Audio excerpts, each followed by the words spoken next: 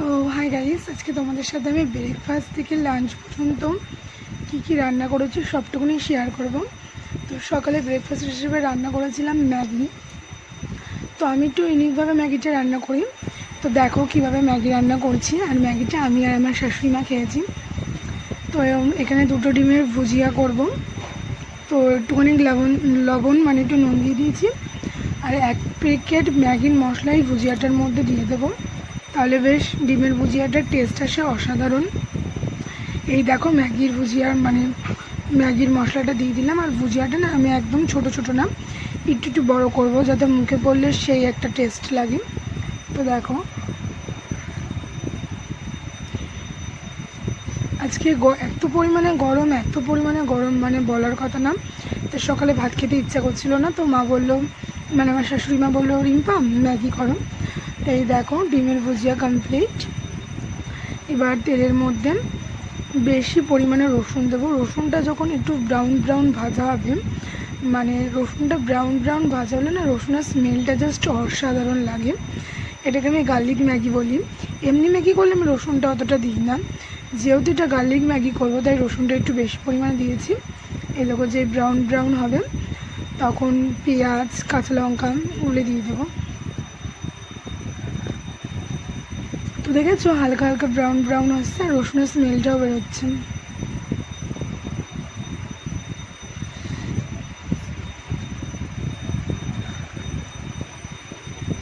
এরপরে পেঁয়াজ কাঁচা লঙ্কা সব অ্যাড করবো।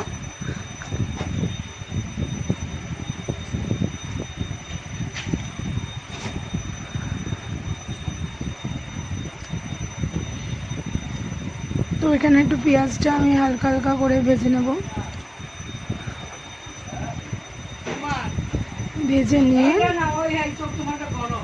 ভেজে নিয়ে তারপর আমি এর মধ্যে জল দিয়ে দেবো।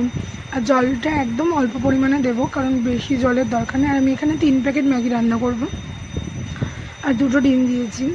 তো এই দেখেছো যে পেঁয়াজটা ভাজা হয়ে যাচ্ছে, এই দেখো আমি জল অ্যাড করলাম। দিয়ে তারপরে ম্যাগিগুলি আমি জাস্ট ভেঙে দিয়ে দেবো 2 টুকরো করে। এই দেখো ম্যাগি দিয়ে ম্যাগির মশলাগুলি দিয়ে দেবো।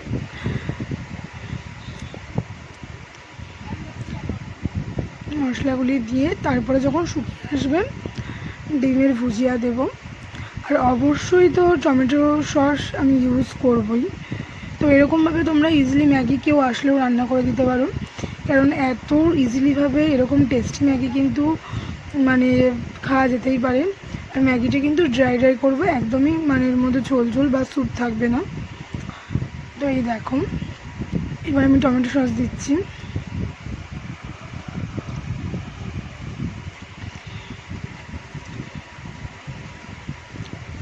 টমেটো অ্যাড করিনি এর জন্য, টমেটো সস দেবো বলে টমেটো এর জন্য অ্যাড করিনি।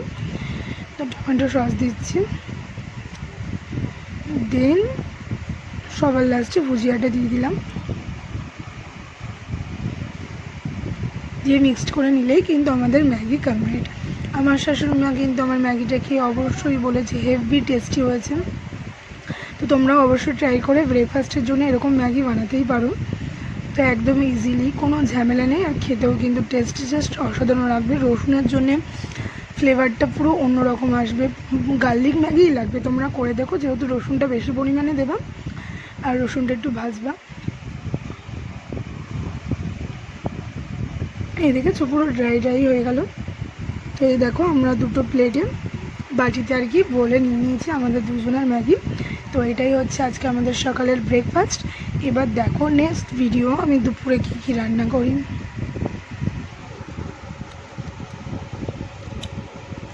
তো এখন চলে এসেছি দুপুরের রান্না নিয়ে। দুপুরে রান্না হবে পাবদা মাছ। এই ছোটো মাছগুলি পাওয়া গেছে, নাইলে মাকে এই রোদ্দুরে বাজারে যেতে হতো। তো বললাম থাক আজকে ছোটো মাছই খাই, কারণ গরমের মধ্যে বড় মাছ অতটা ভালো লাগছে না। তো নুন হলুদ মাখিয়ে নিচ্ছি। আর আমি কিন্তু পাবদা মাছটা আজকে একদমই সিম্পলি রান্না করব, তোমরা দেখতেই পারবা। তো মশলা করছি, মশলা শুধু জিরের গুঁড়ো আর লঙ্কার গুঁড়ো, নুন আর হলুদ। তাছাড়া কিন্তু আমি অতিরিক্ত কোনো বাজে মানে অতিরিক্ত তেল মশলা কিছু আমি ইউজ করব না। যতটা সিম্পলি রান্না করা যায় ততটাই রান্না করব। তো এখানে আমি মশলা শুধু জিরের গুঁড়োই নিয়েছি, আর লঙ্কা তো সব কিছুতেই দেওয়া হয়, লঙ্কা নুন হলুদ। তো এই দেখো জাস্ট আমি মিক্সড করে রাখলাম মশলাটা। আর এখানে সরু সরু করে বেগুন আলু কেটে রেখে দিয়েছি, বেগুন আলু দিয়ে মাছটা হবে। তো এই দেখো তেলের মধ্যে 6টা মাছ ছিল, তিনটে করে মাছগুলো ভেজে নিচ্ছি হালকা করে। আর এই পাবদা মাছটা না বেশি ভেজে নিলে না মানে কাটা কুটা সব বেরিয়ে যায়, কিছুই পাওয়া যায় না, তো হালকা করে ভেজেছি। আর এই দেখো তেলের মধ্যে কালো জিরে দিয়েছি, দিয়ে বেগুন আলুটা দিয়ে দিয়েছি।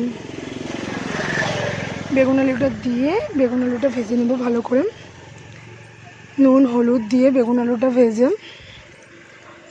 যখন একদম পুরোপুরি ভাজা ভাজা হয়ে যাবে দেন আমি মশলাটা দেব। তো আমি বেগুন আলুটা ঢেকে নিলাম। তো এই দেখো ভাজা ভাজা হয়ে গেছে, বেগুন আলু দিয়ে তেল বেরিয়ে গেছে।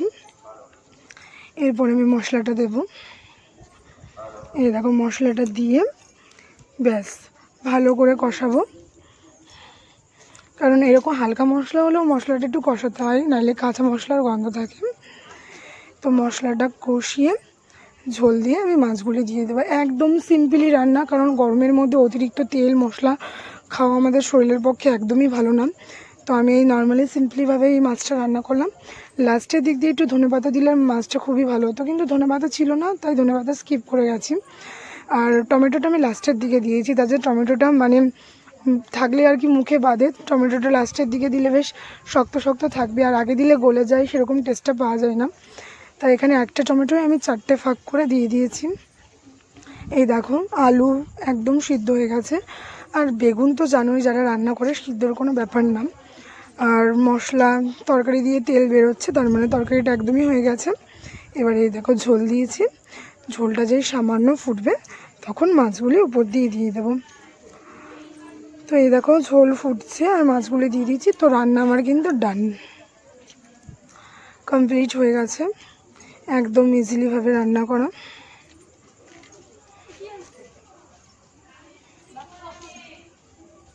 কমপ্লিট। আর একটা রান্না করব, সেটা হচ্ছে অন্য ধরনের। তো দেখো কি করছি, ছেলে ঘুমাচ্ছে গো। তো এই দেখো মাছ হয়ে গেছে, রান্না কমপ্লিট, একদম ইজিলি, যে কেউ সহজেই রান্না করতে পারে। গরমে এর থেকে ভালো খাবার কি হতে পারে। তো এখানে আমি পরের সবজির জন্য প্রিপারেশান নিচ্ছি। কড়াইয়ে তেল বসিয়ে দিয়েছি, আর নিরামিষ তরকারি রান্না করব সব সবজি দিয়ে। এখানে আছে পুঁই শাক, মিষ্টি কুমড়ো, বেগুন, আলু, লাল ডাঁটা, ঝিঙে, পেঁপে, মানে পটল, অনেক সবজি নিয়েছি, হয়তো সব কটা এখন বলতে পারছি না, মনে পড়ছে না। তো নুন দিয়ে সবজিটা পুরো ঢেকে দেব, নুন দিয়ে সবজিটা ঢেকে সাইডে মাছের মাথা নিয়েছি, কাতলা মাছের মাথা, তো তোমাদের আমি দেখাচ্ছি। আর এই তরকারি আমি মশলা কী দেবো জানো, পেঁয়াজ, আদা, রসুন। তোমরা ভাবছি মা এটা আবার সম্ভব নিরামিষে পেঁয়াজ, আদা, রসুন দেয়? অবশ্যই সম্ভব। আজকে একটা ইউনিক রেসিপি তোমাদের সাথে শেয়ার করব। তো এখানে মিক্সিং বলে পেঁয়াজ, আদা, রসুন আর জিরের গুঁড়ো, ধনের গুঁড়ো নিয়েছি। আর এই কাতলা মাছের মাথাটা এই নিরামিষের মধ্যে দেব। তো মশলাটা আমি পেস্ট করে নেব। আর এইখানে আমি ভাত করে নিয়েছি, ভাতের ভিডিওটা তোমাদের সাথে শেয়ার করিনি, ভাতের ভিডিও আর কি শেয়ার করব। তো কড়াইয়ে তেল নিয়ে নিয়েছি, সাইডে ওই নিরামিষ সবজিগুলি সিদ্ধ হচ্ছে, আর এখানে তেলের মধ্যে মাছের মাথাটা দিয়ে দিয়েছি। মাছের মাথাটা না অনেক বড় ছিল, কাতলা মাছের মাথা, কিন্তু অনেক দূর থেকে দেখিয়েছি বলে অতটা বোঝা যেন যাচ্ছে না, কারণ প্রচণ্ড তেল ছিটকাচ্ছিল, তার জন্য আমি অনেকটাই দূরে ছিলাম। তো কাতলা মাছের মাথাটা এখানে ভাজা হচ্ছে, আর সাইডে কিন্তু নিরামিষ সবজিগুলি সিদ্ধ হচ্ছে। তো আজকে আমি রান্না করব পুঁই শাক দিয়ে। বিয়ে বাড়িতে অনেক সময় রান্না হয় পুঁই শাক দিয়ে মাছের মাথা দিয়ে, ওটা অনেকটা ছ্যাঁচড়া বলে, অনেকে শুনলে হাসি পাচ্ছে, হ্যাঁ অনেকে ছ্যাঁচড়া বলে, অনেকে লাবড়া বলে, অনেকে বলে পুঁই শাক দিয়ে মাছের মাথা দিয়ে ঘন্ট, অনেকে বলে যে নিরামিষ তরকারির মধ্যে মাছের মাথা, যেই দেশে যা বলেন। তো যেই মশলাটা পেস্ট করেছিলাম পেঁয়াজ, আদা, রসুন আর জিরের গুঁড়ো, ধনের গুঁড়ো, এবার ভালোভাবে মশলাটা কষিয়ে নেব। কষিয়ে নিয়ে মাথাটা দেব। আর এই দিকে দেখো আমার ঘেমে কি অবস্থা, রান্না করতে গিয়ে পুরো ঘেমে নাজেহাল হয়ে গেছে, ঘাম মুছতে মুছতে। তো ক্যামেরাটা অন করে আমাকে দেখানোর কারণ তোমরা হয়তো ভাবতে পারো যে আমি না অন্য কেউ রান্না করছে, না না মজা করলাম। তোমরা শাঁকা পলা দেখলে তো বুঝতেই পারো যে কে রান্না করছে। তো এত পরিমাণে বাজে গরম পড়েছে, ঘেমে আমার নাজেহাল অবস্থা, দেখো এইদিকে। তো যাই হোক আমাকে পরে দেখাবো, রান্নাটা দেখো। তো এই দেখো এইটা কিন্তু পুরোপুরি যেটা বড় কড়াইয়ে বসিয়েছিলাম সিদ্ধ হয়ে গেছে।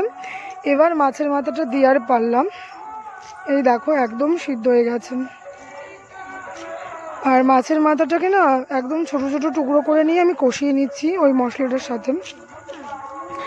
রসুন দেওয়ার কারণ হচ্ছে ওই কাতলা মাছের মাথার মধ্যে না রসুন না দিলে কেমন একটা আষ্টে ধরনের গন্ধ বেরোবে, তার জন্য হালকা পরিমাণে 2 কোয়া রসুন অ্যাড করেছিলাম, দিয়ে মশলাটা দিয়ে ভালোভাবে কষিয়ে নিয়েছি। অনেকক্ষণ ধরে কষিয়েছি।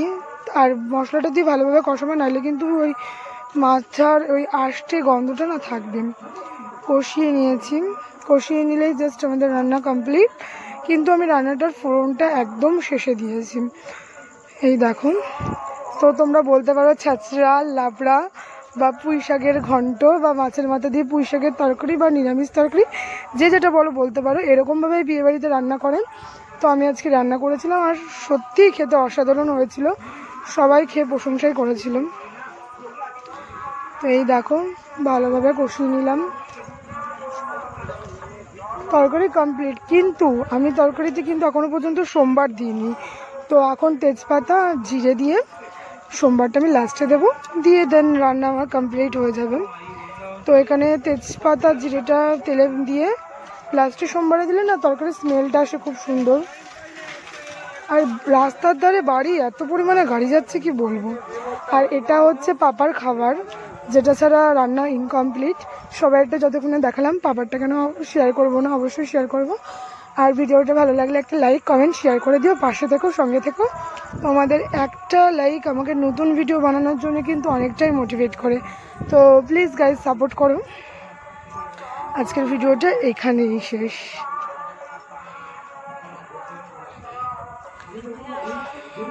আর আমার রান্নাও এখানেই শেষ।